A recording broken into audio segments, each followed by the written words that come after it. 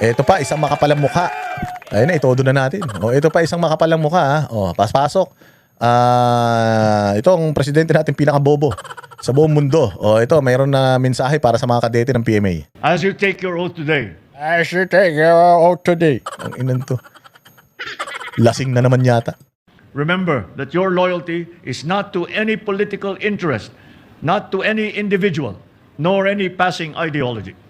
Your loyalty must always remain with the Constitution of the Republic of the Philippines. Throughout this mission, Ayun na, kailangan daw maging loyal sa konstitusyon. 1-0. Itong ulol na to, hindi to loyal sa konstitusyon. Bakit? Tangina, meron tong utang na estate tax na ilang bilyon.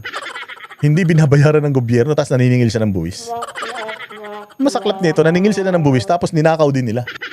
Tangina, antindi, no? Sabi ko nga sa inyo, kung si Leila de Lima nakakaharap kay Jesus sa simbahan, sa kabila ng mga kasalanan niyang, frailties of a woman niyang kasalanan, ito rin matindi. Nakakaharap siya. Ang matindi doon sa mga kaharap niya, o siya sinasabi niya na sumunod kayo sa batas, huwag kayong magnakaw.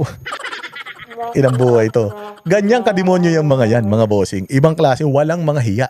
carry with you the honor code instilled in you by the Academy. Never lie. Never. Never lie. Utang ina, yung talaga yung una, never lie. Eh kung meron talagang pinaka-fake news peddler sa Pilipinas, ito yung si Bongbong at saka si Claire Castro. Parang magkapatid sila sa magkapatid sila sa ina eh. Never lie. Never lie. Sinabi, ito lang, kakasinungaling mo lang nito nakaraan dyan sa Senate issue eh. Na walang utos eh. Kakasabi mo lang nung kay Zaldico, nahuli na si Zaldico. Pauuwi na natin sa Pilipinas. Puta, hindi ba kasi nungalingan yan? Noon na KOJC siege, sabi mo, wala kayong kinalaman dyan. Sinabi mo, walang pumasok dyan na may baril. Walang pumasok dyan na may, na may tear gas. Tangina, ang dami mong fake news, Bongbong. Sabi mo, maganda ekonomiya. Maayos ang peace and order. Lahat yan kasi nungalingan, tapos sasabihan mo yung mga yun, don't lie. Putang ina, alam mo yung mga kadete siguro na nakatayo. Kinanginan to, ba't nagsasalita pa to rito? Demonyo ito eh. Hindi ba nakita ninyo yung isang yung summa cum laude, ba may magna cum laude, hindi siya kinamayan? Tama yan. Tangina, nakakaharap ka pa, Bongbong, sa ganyan. Cheat. Never steal. Never steal. Yun ang matindi. Never lie, never steal. Magnanakaw ang tatay mo. Magnanakaw ang nanay mo. Ikaw inakasuhan ka pag nanakaw. Pati yung anak mo, inakasuhan ng pagnanakaw. Pati pinsan mo, inakasuhan ng pagnanakaw. Tapos may tigas ka ng mukha na pupunta dyan sa harap ng mga kadete na nag-aral ng nagpakahirap ng training and all para sabihin na huwag kayo magnakaw. Tangina, ikaw magnanakaw ka eh. Ano yan? Huwag kayo magnakaw. Huwag kayo magnakaw ng konti o huwag kayo magnakaw kasi kami lang dapat magnakaw. Ganun ba yon? Wala kang hiya, no? Matigas ang mukha mo talaga, no? And never tolerate those who do. Never tolerate those who do. Tinotolerate ka nga sa mga ginagawa mo. Sinabi ng 18 brave Marines. Oo, na nagdi-deliver sila ng pera at nagdi-deliver sila ng pera sa pinsan mo. Tinotolerate mo nga eh. Na pinakamalaki insertion ng anak mo, tinotolerate mo eh. Tapos sasabihin mo, do not tolerate those who do. Eh, ikaw, tinotolerate ka nila. Tinotolerate ka sa pagiging, actually, yung sundalo ngayon, yung sila Browner, tinotolerate nila yung pagiging fake news peddler mo. Tinotolerate nila yung di umanong pagiging addict mo. Tinotolerate nila yung mga pagnanakaw nyo, di umano. Tinotolerate nila yung pang-aabuso ninyo sa karapatang pangtao, pag sisikil ninyo sa malayang pagpapahayag, papakulong doon sa mga kalaban nyo sa politika. O, tinotolerate nila. Putsang ina, kung ano yung ginagawa mo, yun pa talaga ang inano mo sa mga tao. Yun pa talaga ang sinabi mo sa mga kadete na wag nilang gawin. Ibang klase, matigas ang mukha mo, sir. Because silence in the face of wrongdoing is a betrayal of your values, a betrayal of your country, and a betrayal of the very principles that you have sworn to defend. Along the way, you will encounter a lot of forks in the road. Ano kayo iniisip nito mga kadete na to? Putsang ina, banas sila sigurado. Alam naman nila yung nangyayari sa bayan. Alam naman kung gaano kinakasangkapan ni Bongbong itong ating mga militar. Alam nila yan. And I'm pretty sure, kung hindi lang to, wala lang din mga pangarap sa buhay ito, mga ito, di lang inaasahan ng mga magulang to, baka maging NPA lahat to eh. Oh. Kung si Bongbong pa rin ang presidente, hindi bababayan, sigurado itong mga to, putsang ina, baka magsipag-walkout yan, magko-call center na lang mga yan. Ay, iniisip na itong sabi, wag magnakaw, magnanakaw siya. Sabi, wag mandaya, mandurugas siya.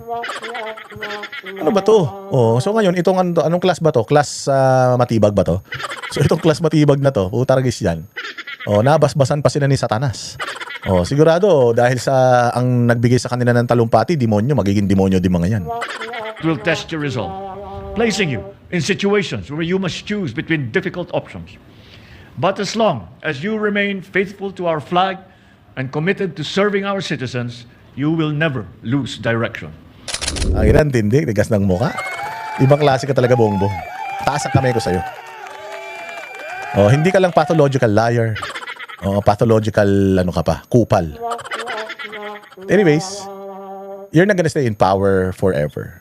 Sooner or later, tapos na yung term mo, and Inday Sara will be president. If not Inday Sara, probably Duterte will be the next president. And we're really hoping na mangyari yan.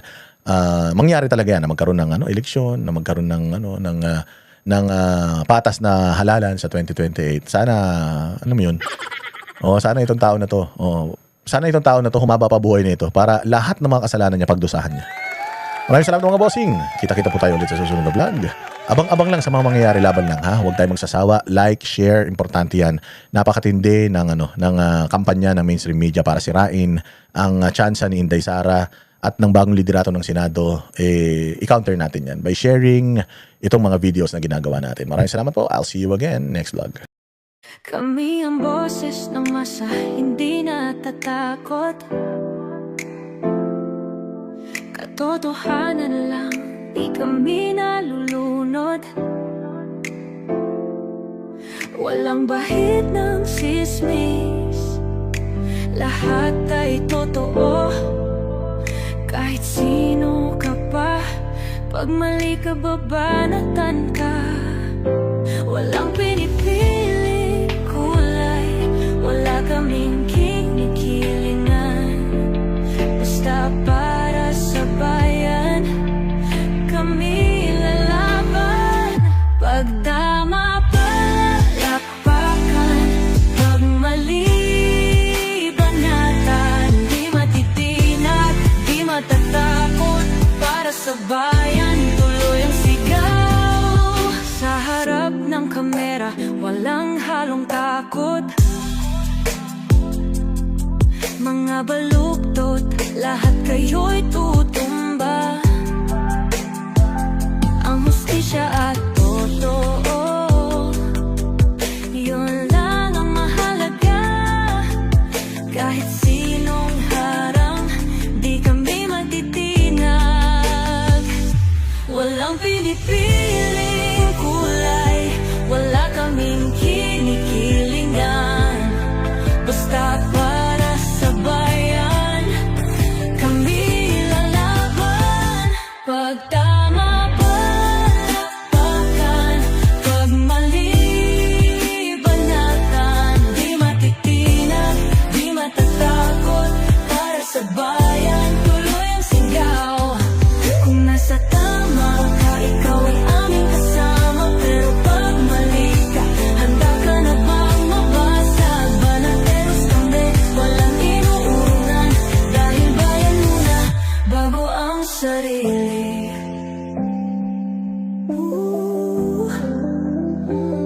Bago ang sarili.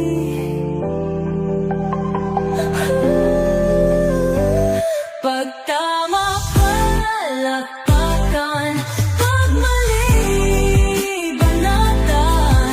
Banateros ang sigaw, katotohanan ang laban.